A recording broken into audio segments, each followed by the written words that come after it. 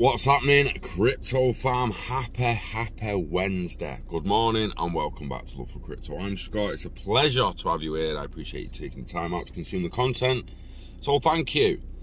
This morning I want to talk about voting on blockchain, voting in distributed ledger technology, voting and governance throughout decentralized autonomous organizations, and how it's up to us who...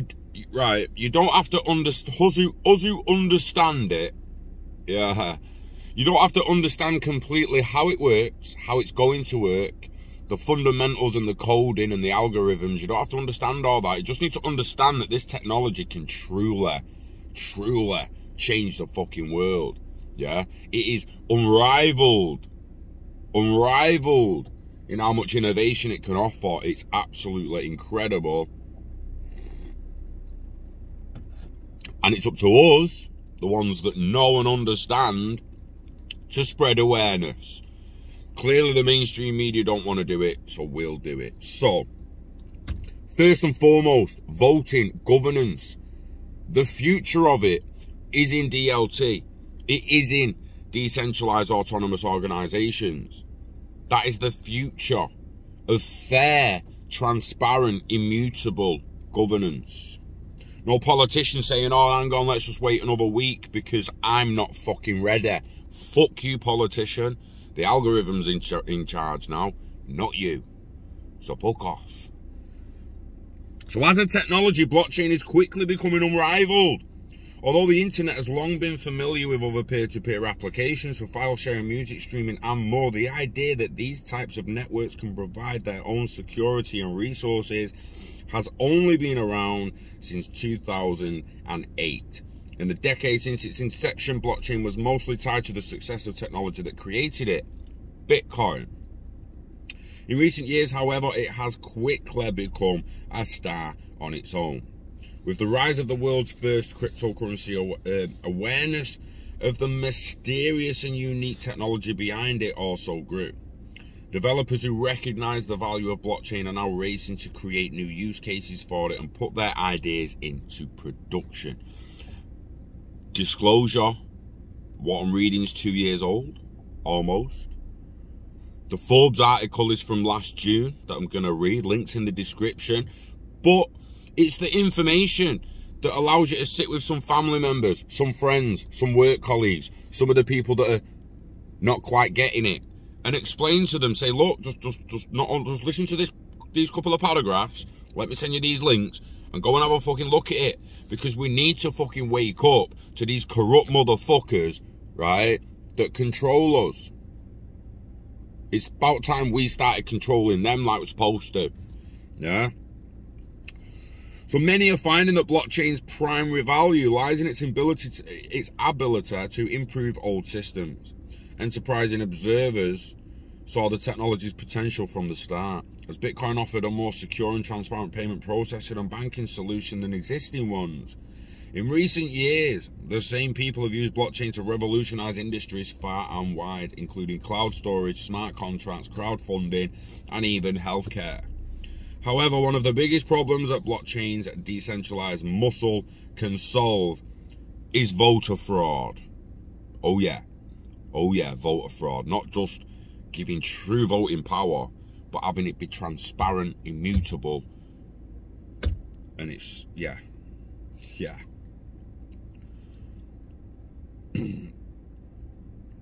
Blockchain serves the voters. In its most basic form, blockchain is a digital ledger. The technology draws its power from the peers or nodes on its network to verify, process, and record all transactions across the system.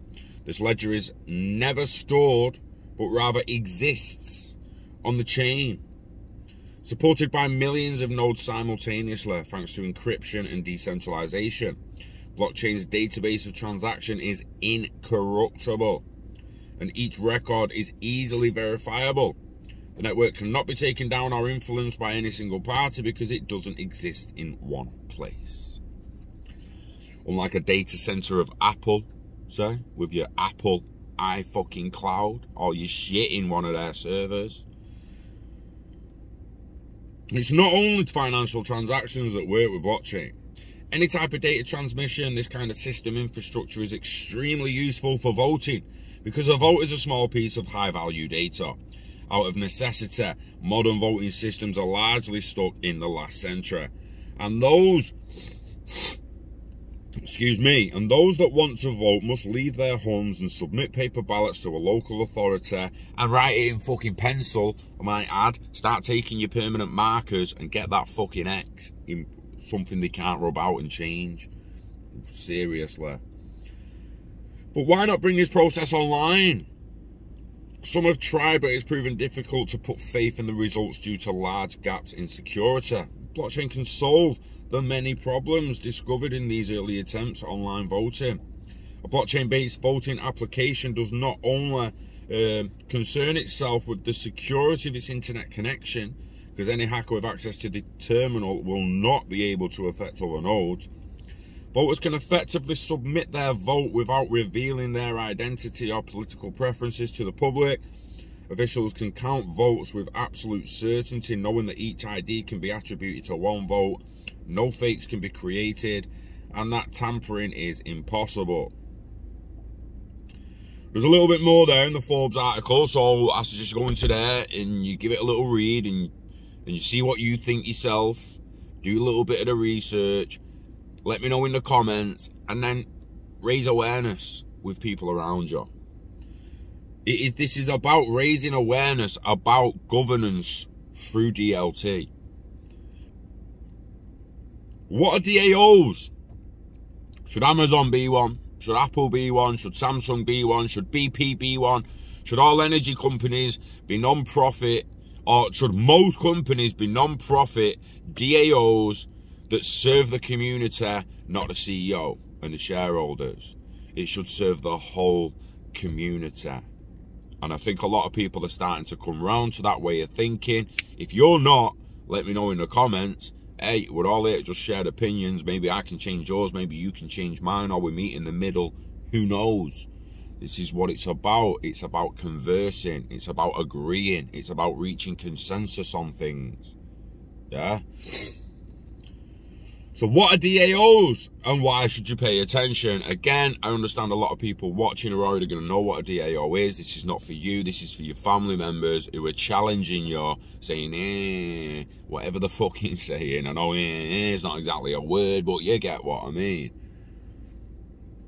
So can you imagine a way of organising with people around the world without knowing each other and establishing your own rules, making your own decisions autonomously, all encoded on a blockchain? Well, DAOs are making this real. Decentralized autonomous organizations.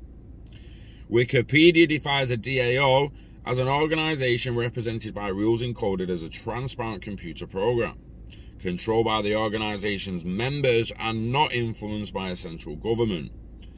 As the rules are embedded in the code, no managers are needed, thus removing any bureaucracy or hierarchy hurdles. Some of today's internet users and the next generations are looking forward to starting social organizations, searching for an answer to how can we exchange values in trusted environment. Fascinating. It will be the next generations that push it through, but it's up to us to educate them and help it. Again, raise awareness. Raise awareness. Blockchain enables automated, trusted transactions and value exchanges, but even so, internet users around the world want to organize themselves in a safe and effective way to work with like-minded folks around the globe. Bitcoin is generally considered to be the first fully functional DAO, as it has programmed rules, functions autonomously, and is coordinated through consensual protocol. Of course, not every DAO has been as successful as Bitcoin.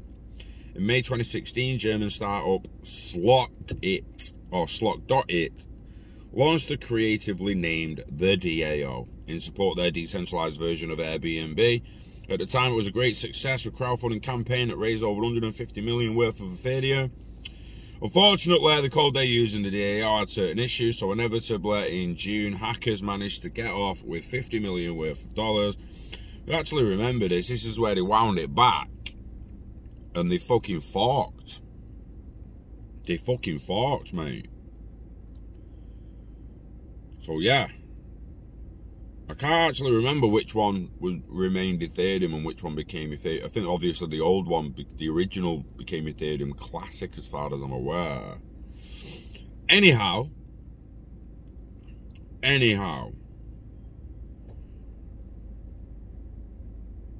These are the futures of not only corporations, but governance throughout all systems and industries.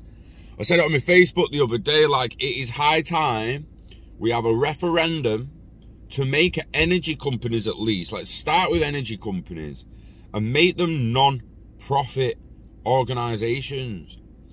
There's no fucker should be profiting off the sun's fucking energy. Fuck you. Fuck fucking you. Fuck you. These motherfuckers would charge you for the fucking oxygen, nitrogen, and carbon dioxide entering your body every fucking breath, if they could. They'd fucking charge you for the oxygen that's not coming back out. They'd be like, listen, you just breathed in 21% oxygen, and the breath that came out only had 19% oxygen in. We've lost some micrograms of oxygen from the earth. We're going to charge you for them. No, you're not. No. No. No. No. No. No. Fuck you.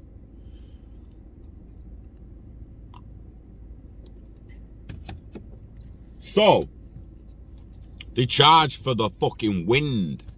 They charge for the sun, the solar. It's all solar, whether it's wind, fucking water, turbines, hydro. I don't give a fuck where it is or what you're calling it. It's solar power. Yeah. Now, I get that dams need manning and people have to push buttons and grease fucking joints and ball bearings and shit and keep it fucking running. I'm not stupid. It has running costs. But profit's beyond that, innit? And everyone fucking knows it. Everyone knows it. You have turnover, expenses, cost, left with profit. There should be no profit in Shell. There should be no profit in BP. There should be no profit in Esso. These motherfuckers have profited off damaging the world, forcing us, excuse me, to damage the world. They could have given us batteries. Fuck them. They didn't have to push oil on us. Could have given us batteries, so fuck them. And now they fucked it up, forced us to help them fuck it up. It was happening anyway. Climate change happens anyway. We've lightly just sped it up a little bit. But at the end of the day, yeah, they fuck shit up and then we get charged and punished for it. No, fuck that. Fuck that.